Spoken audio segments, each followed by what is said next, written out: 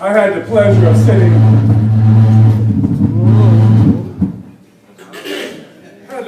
of sitting next to some athletes who were planning to run a marathon at some point.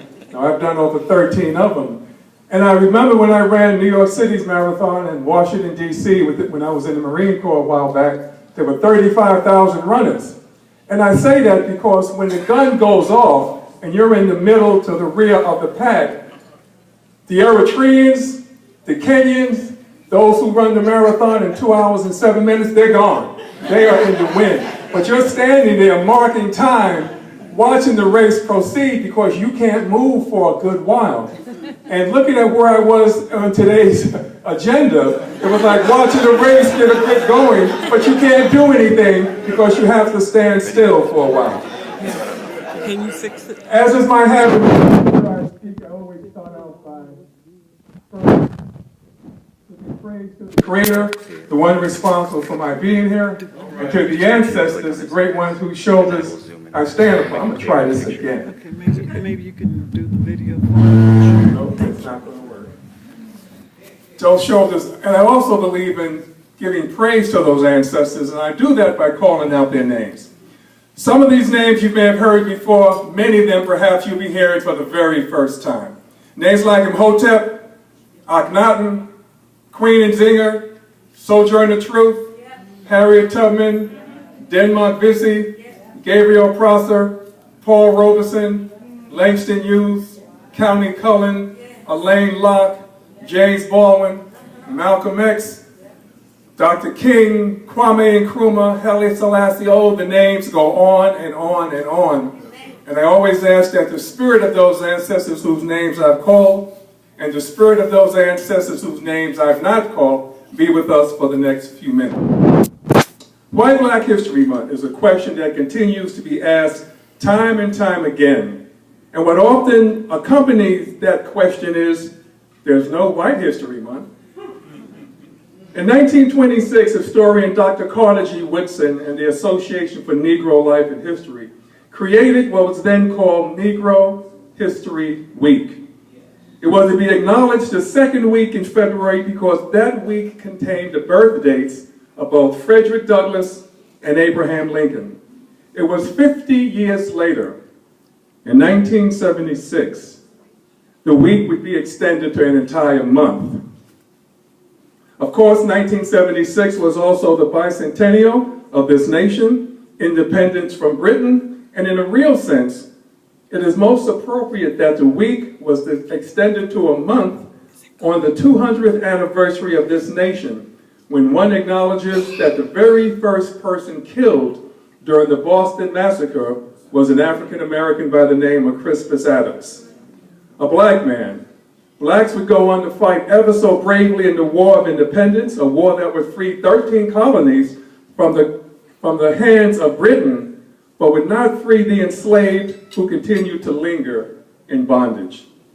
It is worth noting that blacks have fought in every war this nation has waged. They hope that their willingness to shed blood, sweat, and tears would result in their having a place in America upon their return. But just as they returned, their hopes were dashed time and time again. As they returned from wars fought far and near, only to be made to undergo political oppression, economic exploitation, and social degradation at the hands of ill-meaning whites who was determined to maintain a system of white supremacy. During World War II, whites would hold up a single V, representing victory abroad over Hitler, Mussolini, and Tojo. The single V was among everywhere you looked, whites had that single V. But black troops, however, held up a double V. Victory over fascism abroad, but victory over racism, white supremacy here in these United States. Blacks fought bravely each and every time there was a call to battle, only to return to Jim Crow conditions and hostile whites who cared nothing for their bravery. In fact, it was during the Red Summer of 1919 when many blacks returning from having fought so bravely in Europe were hung, often while still wearing their nation's uniform. The question remains, why Black History Month? An ideal place to start would be, why should we study history at all? Dr. Maulana Karenge, the founder of Kwanzaa, says we study history for 3 reasons. 1, to learn its lessons. 2, seize its spirits. And 3, emulate its successes.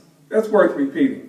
Learn its lessons, seize its spirits, and emulate its successes. Let's begin with learn its lessons. We study history to learn its lessons. The African-American experience has long been one that beckons blacks to sing a song full of the faith that the dark past has taught us, sing a song full of the hope that the present has brought us. From the arrival of 20 enslaved in 1619 to the colony of Jamestown, Virginia, to the election of Barack Obama in 2008, the first African-American president of these United States, in between these 2 periods, from 1619 to 2008, there were many lessons to be learned. And I'm reminded of a poem by Langston Hughes, the great poet and intellectual, and he entitled it Harlem. And it goes like this: whatever happens to a dream deferred? Oh, does it dry up like a raisin in the sun, or fester like a sore and then run? Or maybe it stinks like rotten meat, or crust and sugar over like a syrupy sweet.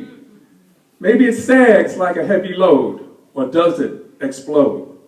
Langston Hughes referenced to deferred dreams sagging like a heavy load, or maybe exploding, is a testimonial to the dream of bringing an end to political oppression, economic exploitation, and social degradation. The fight for self-determination resulted in many lessons learned.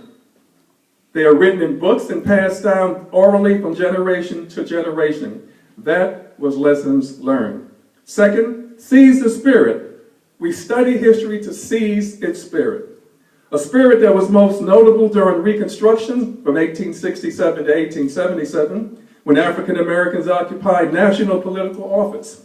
A spirit that prevailed during the Harlem Renaissance in the early 1920s, when poetry and art flourished in Harlem, New York, through the likes of Zora Neale Hurston, Langston Hughes, Claude McKay, and Countee Cullen, etc. This spirit can be summed up in another poem by Langston Hughes entitled Mother to Son. Well, son, I'll tell you, life for me ain't been no crystal stair. It's had tacks in it, and splinters, and boards torn up, and places with no carpet on the floor bare. But all the time I've been a climbing on, and reaching landings, and turning corners, and sometimes going in the dark where there ain't been no light. So boy, don't you sit down on them steps cause you find it's kind of hard. Don't you stop now, for I's still going, honey. I's still climbing. And life for me ain't been no crystal stair. So, what was the first one learned? What was the first one? Learn the lessons. What was the second one? The spirit. Seize the spirit. And the third is emulate its successes.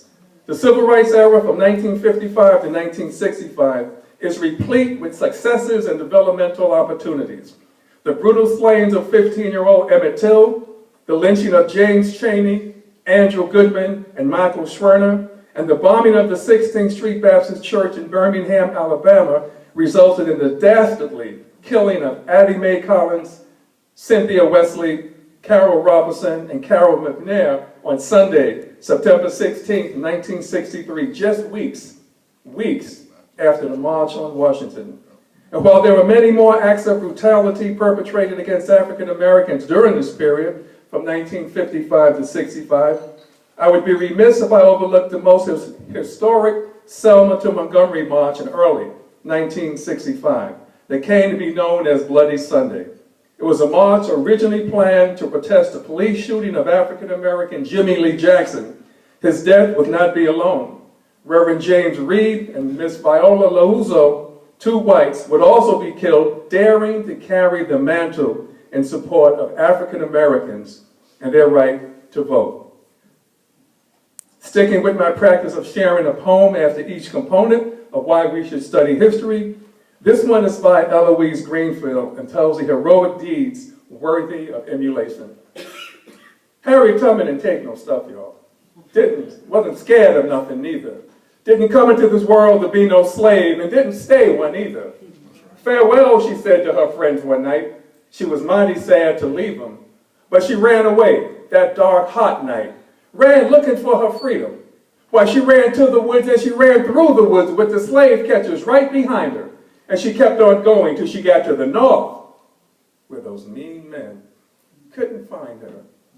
19 times she went back south to free 300 others. She ran for her freedom 19 times to save black sisters and brothers. Harriet Tubman didn't take no stuff. I wasn't scared of nothing neither. Didn't come into this world to be no slave, and didn't stay one either, and didn't stay one either. We study history for what? Learn its lessons, seize its spirits, emulate its success. Mississippi writer William Faulkner accurately proclaimed, history is never dead. It isn't even past. Which means events that transpired decades ago are influencing actions unfolding this very day. Dr. Kenneth and Mamie Clark and their Black Doll study impacted the 1954 Brown versus Board of Education Supreme Court decision.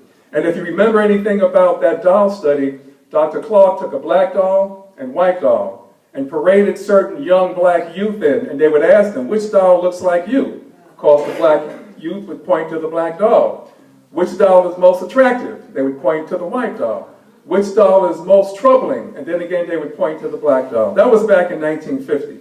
This was repeated a few years ago by CNN, and the conditions have not changed at all. So what that leads us to believe that if racism, white supremacy, and a sense of superiority is in the minds of our youth, fast forward 2025, when they become CEOs, when they become police officers, that mindset is still with them in many, many ways.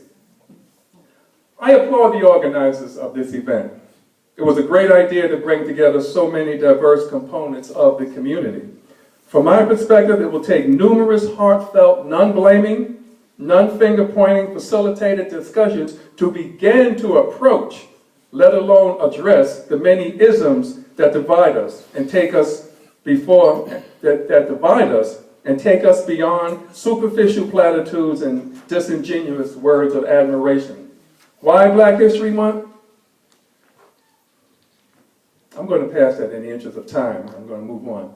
In closing, Black History Month exists as a result of the contribution of African Americans being for too long a mere footnote in the history of this nation. The absence of Black history gave many whites a false sense of superiority and blacks a false sense of inferiority.